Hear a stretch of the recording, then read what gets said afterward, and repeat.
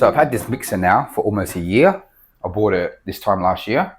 So I thought I would share my experiences with the mixer, and I'll show off some more of the details that I've never showed in my videos. And I want to explain the good things about the mixer and the few small issues that I have had with this mixer.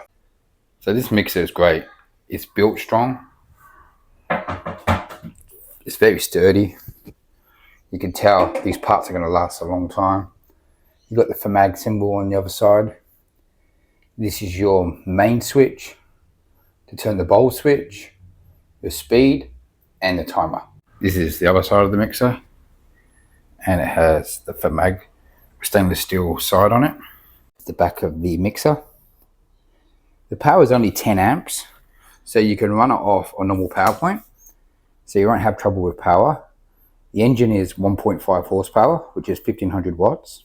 So to put that in comparison, the KitchenAid Artisan is about 325 watts, and the commercial KitchenAid is around about 600. On some of these machines, on the Famag machines, the bowl is removable, but my one's fixed. On the ones that remove, it's a lot easier to clean, but I don't mind getting inside and cleaning it. I find if it's removable, you could have issues in the future with sensors and whatnot. Like, you wouldn't want to lift this bowl onto the bench if it's weighing like 22 kilos or 22 kilos. That's not even including the weight of the bowl. And for size comparison, this is how they look side by side. I've been asked a lot, how big is the mixer compared to my stand mixers? So yeah, this should be a good shot for that. So this is the main switch, and that will turn on the main power. And this is the switch to turn the mixer on. You can set the timer, or you can leave it on free mode, where it will just mix and stop whenever you press the button. You have your speed control, which can go anywhere up to 10. So let's just turn this on so I can show you.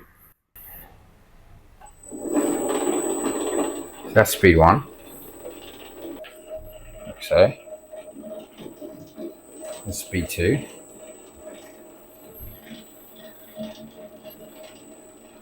Speed 3. Speed 4. Speed 5. Speed 6. 7. 8. 9, and that's full speed here, which is pretty fast. You would never do that for sourdough. Maybe if you're doing like with yeasted bread, but for sourdough I like speed 2. So I'll go speed 2 on the mixer, and sometimes at the end I'll just give it a little bit of like a 1 minute mix at speed 6 or speed 5 just to finish it off. But yeah, I rarely ever go over speed 2 with this mixer when I'm doing sourdough. So we'll test the accuracy of this timer, and I'll set my phone to 3 minutes. I'll set the mixer to 3 minutes, and we'll see when the bowl stops.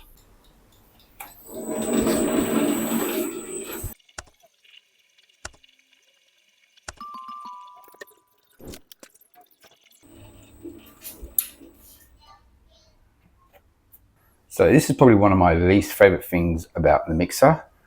Of the two issues that I've had is the timer. The timer is inaccurate under 3 minutes. If you just want to mix it for a few minutes, you're going to be off by about 30 seconds. It's probably the way I've clicked it, but you just can't really tell what 3 and 3.5 is. So if you're going for an accurate 2 minutes or 3 minutes, it's very hard to use this timer. This is why I always use freehand and use my phone. So the breaker bar is in a really, really good spot, I think, especially compared to some of the mixers that I've used. The gap between the spiral and the breaker bar is perfect. And the breaker bar is in a good spot too. It's enough gap for the dough to go under, but not build up on the bar, and enough for the bowl to spin properly. So the wheels are very sturdy. I never had issues with them. You can even block them down so they lock, and the bowl will not move at all. So the bowl's a nice size. You can fit 20 kilos of dough in this pretty easily, and you can push it to 22. The bowl is, I'll get my measurement here. The bowl is about 23.5 centimeters deep, and it's about 37 centimeters wide, where the Sun Mix 20 is wider and shorter. The actual Sun Mix was what I was after when I first bought this mixer. I actually wanted to get the Sun Mix 20, but they had none in stock in Australia. And I ended up getting this one, which is great, which I'm quite happy that I did get this one in the end. Because you got a lot of height and a lot less width than compared to some of the other micro bakery mixers I've seen, you can put 2 kilos in this mixer and it mixes pretty well. And then you can go up to 20 to 22 kilos because of the height. I can sometimes put the mix up to here. You just got to be careful and keep your eye on it. One of the biggest advantages of this mixer is that it generates minimal heat, especially when operating at lower speeds. I like to use speed 2 mostly for sourdough. So this keeps my dough at 25 degrees, which is about 77 degrees Fahrenheit. And it will only add about 1 degree. So I'll probably max about 26 degrees, which is really good because I don't want my dough to get too hot. And this is perfect for keeping my dough at a nice perfect temperature. When working with high hydration mixes above 78%, I recommend ensuring the bowl is at least half full. This allows this bowl hook to grab the dough. Otherwise, it's just going to spin on itself. You can also hold back some of the water, allowing the dough to form before adding the remaining water. With doughs at 75% hydration or lower, this issue shouldn't be a problem. One issue I did have with this machine was the screws. They came off. They actually popped off. I found them on the floor. Lucky I never found them in the dough. And when I first bought this mixer, it was making a squeaking noise. So it was actually over-tightened. I've actually gone over it afterwards and unloosened it.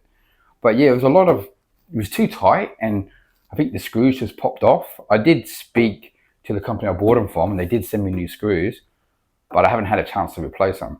So what I will do is I'll open the lid now, show you the chain inside the mixer, but I'll show you how the screws are still there. I need to take them out and put them back in. That's one problem that I didn't like after spending almost 4,000 Australian on this mixer. That came loose here. So 2 from the top and 1 from the bottom popped off. But yeah, apart from that, I've had no issues. Show you the chain. It's a double chain system. And this mixer only uses a 10 amp power supply. So you don't need anything special to run this mixer, any special power. Okay, so the last screw right here. And then I'll open this up like so. And that's how it looks inside. So you will notice it has 2 chains. The engine is 1.5 horsepower, which is 1500 watts. You'll notice this is where the screws snapped. So I'm going to have to take that screw out to put the new ones in. That's why I haven't replaced them, because the head has sheared off the screws that were in there. So if you look under here, you'll see the screw, but not the head. So I just got to take that out. I'll just turn this on with the lid off. I've never actually seen this go myself, so that'd be good. Crank it up. Yes, it's pretty sturdy. This thing is built to last, that's for sure. Yeah, so this thing will last a long time if you look after it. And I just press stop. Yeah, it's beautiful. So overall, this is a great mixer. I highly recommend it. It's a workhorse. Like I've said, I had a few issues with the bolts, but apart from that, I love this mixer. It's done me great. I use it at least twice a week for the last year. I keep it tidy and clean. Stops any build-up of the rust on it.